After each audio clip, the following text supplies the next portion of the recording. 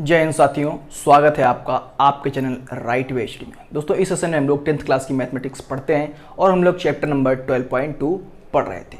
तो इस चैप्टर का दोस्तों जो क्वेश्चन नंबर 9 है, 8 तक हो चुके हैं। यदि आप लोगों ने नहीं देखा है तो आई बटन पर क्लिक करके उसको देख सकते हैं। 9वां क्वेश्चन देखिएगा, एक वृत्ताकार ब्रूच। ब्रूच मतलब दोस्तों कोई एक इस प्रकार से होगा कोई आपका मटेरियल जो आपका मान लीजिएगा कि ये आपका वृत्त होगा, ठीक है। और एक जैसे झाड़ू होता आपको है झाड़ू, तो पीछे आपका यहाँ पे चौड़ा होता है और आगे पतला होता जाता है, तो उसी हिसाब से कोई आपका एक झाड़ू होगा, ठीक है। वृत्ताकार चांदी के तार से बनाया जाता है। किसके तार से? चांदी के तार से बनाया जाता है, जिसका व्यास जो है 35 mm है। मतलब जो यहाँ से इसका व्यास होगा वो 35 mm का है, 35 mm का है। तार को वृत्त के 5 व्यासों को बनाने में भी यूज किया जाता है। मतलब एक व्यास ये हो गया, दूसरा व्यास हम इस प्रकार से मान लेते हैं 2 हो गए, ये आपका तीसरा हो गया, ये आपका चौथा हो गया, और एक हम और बना लेते हैं 5वां। इस प्रकार से 5 जो आपके व्यास होंगे इसमें भी यूज किया जाता है। यहाँ तक हो गया, जो उसे 10 बराबर त्रिज्यखंडों में विभाजित करता है। मतलब इस प्रकार से बनाएंगे कि ये जो सभी त्रिज्यखंड हैं ये आपके कैसे होंगे? समान होंगे। कैसे होंगे? समान त्रिज्यखंड होंगे। इसके आगे क्या कहता है? विभाजित करता है। तो ज्ञात करें चांदी के तार की लंबाई। चांदी के तार की लंबाई ज्ञात करनी है। दूसरा क्या कह रहा है? ब्रूच के प्रत्येक त्रिज्यखंड का क्षेत्रफल। अब ब्रूच के जो त्रिज्यखंड हमारे दिए हुए वो समान हमारे हैं, इसलिए एक ब्रूच का जो क्षेत्रफल आएगा वही सभी जो त्रिज्यखंड होंगे उसका क्षेत्रफल समान होगा। तो एक ब्रूच का जो है हम क्षेत्रफल भी निकालेंगे, ठीक है। तो अब सबसे पहला क्वेश्चन जो इसमें कह रहा है, क्या कह रहा है? चांदी के तार की लंबाई ज्ञात करना है। तो चांदी के तार की लंबाई, फार्मूला आपका क्या हो जाएगा? सबसे पहले क्या है कि जो ये आपका परिधि दिया है, यहाँ पे आपका चांदी तार लगा हुआ है, तो यहाँ पे हम कह लेंगे वृत्त की परिधि। वृत्त की परिधि, ठीक है। प्लस आपका कह रहा है कि जब चांदी का तार जो यूज किया जा रहा हमारा है, वो जो व्यास हमारे हैं, ये जो 10 व्यास दिए हुए हैं या हम कहेंगे कि 5 व्यास दिए हुए हैं, उन पर भी आपका चांदी का तार प्रयोग किया जा रहा है। तो प्लस व्यास क्या होगा? व्यास। अब व्यास आपके कितने दिए हुए हैं? 5 दिए हुए हैं, तो हम 5 से गुणा करा लेंगे। 5 से गुणा करा लेंगे। तो सबसे पहले अब हम वृत्त की परिधि निकालेंगे। वृत्त की परिधि बराबर क्या फार्मूला होता है? 2 पाई r। 2 पाई का मान यहां पे हम 22/7 रख लेंगे, 22/7 रख लेंगे। और r देख लीजिएगा, r आपका व्यास दिया हुआ है 35 mm। व्यास कितना है? 35 mm दिया हुआ है। तो 35 का यदि हम आधा कर लेते हैं, 35 का आधा कर लेते हैं, तो हमारा क्या हो जाएगा? त्रिज्या हो जाएगी। जैसे r बराबर क्या होता है? d/2। r बराबर क्या होता है? d/2। तो जहां पे r दिया हुआ है वहां पे हम d मतलब व्यास का हम आधा कर देते हैं, 35/2 mm, ठीक। अब इसको हम कैंसिल कर लेंगे। 7 पंचे 35, 2 1 2 और ये 2 से 2, 22 पंचे आपका क्या हो गया? 22 पंचे आपका 110। तो 110 mm ये आपका क्या निकला? इसका परिधि निकला।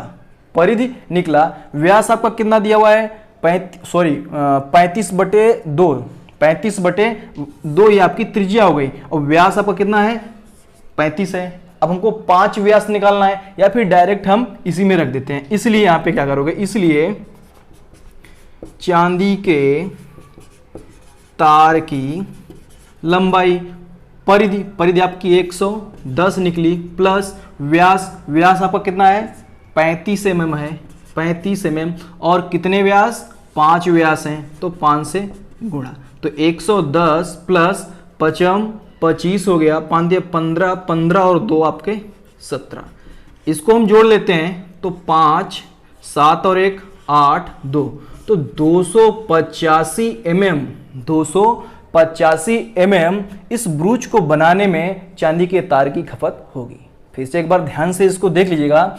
हम पूरा जैसे चांदी के तार की लंबाई पूछ रहा है हमको, तो चांदी के तार जो ब्रूच हमारा बनाया गया है, एक तो ये वायर आपका चांदी का यूज किया गया। इसके बाद क्वेश्चन में कह रहा है कि तार को तार को वृत्त के 5 व्यासों में, 5 व्यास हमने जो खींचे, इसमें भी आपका जो है चांदी के तार का यूज हो रहा है। ठीक है, तो हमने इनको भी कर लिया। तो ये व्यास प्लस में व्यास किया और हमारे व्यास कितने 5 दिए हुए हैं। ठीक है, तो हम 5 भी यहां कर लिया। ठीक, इस प्रकार से अब हम परिधि निकालेंगे। तो परिधि हमें 110 निकाली और इसमें हमने ये पुट कर दिया। तो अब हम आगे जो इसका सेकंड स्टेप है उसको देख लेते हैं। इसके पहले हम इसको साफ कर लेते हैं दोस्तों। अब देखिएगा इसका जो क्षेत्रफल, हमको प्रत्येक त्रिज्यखंड का क्षेत्रफल निकालना है।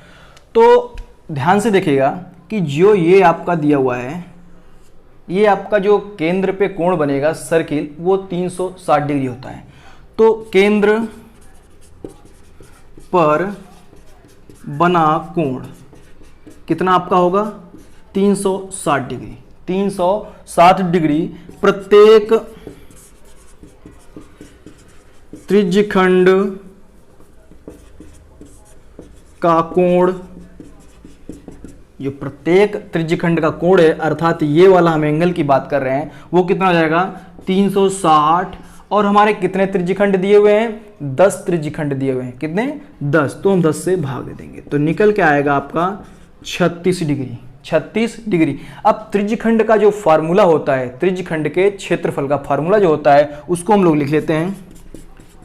त्रिज्यखंड का क्षेत्रफल क्या होता है, theta by 360 into pi r square. दोस्तों पाई आर स्क्वायर। अब थीटा बराबर कितना दिया हुआ है 36 डिग्री और ये आपका है 360 डिग्री इंटू पाई। पाई का मान हमने 22/7 रख दिया। और आर बराबर हमारा फिर से 35 व्यास हो गया और 2 से अगर भाग देते हैं तो हमारा कितना हो जाएगा 35/2। 35/2। यहाँ पे आर स्क्वायर दिया हुआ है, आर स्क्वायर दिया है, इसका मतलब हम 35/2 को 2 बार लिखेंगे। कितनी बार लिखेंगे 2 बार लिखेंगे इस प्रकार से। ठीक, कैंसिल करते हैं। देखिएगा ये आपका हो गया 10, 36 दामन आपका 360। ठीक, अब यहां से 7 पंचे 35, 7 पना 35 आपका हो गया। अब इसको यहां से अगर हम कैंसिल करते हैं, देखिएगा 2 से यहाँ पे हम 11 को कैंसिल कर दिया, 2 को 11 से कैंसिल किया और ये 5 को हमने 10 से कैंसिल किया, 5 को 10 से कैंसिल किया। अब बचा क्या है उसको हम नोट कर लेते हैं। तो बचा हमारा क्या 11 यहाँ से बचा, ये 11 बचा और यहाँ से 35 बचा। 11 गुणे 35 और भाग में 2 और 2 ये, तो अर्थात 4। ठीक है, आगे हमारा क्या हो जाएगा 11 पचे 55 और 11 तियां 33 और 33 और 5 हो गया आपका 38। तो 385 ऊपर बचा और नीचे 4। चाहो तो इसे और सरल आप कर सकते हो। आपका जो किताब में जो आंसर दिया हुआ है इतना ही दिया हुआ है। तो 350c/4 mm स्क्वायर, या फिर इसको हम कैंसिल और कर लेते छोटा सा।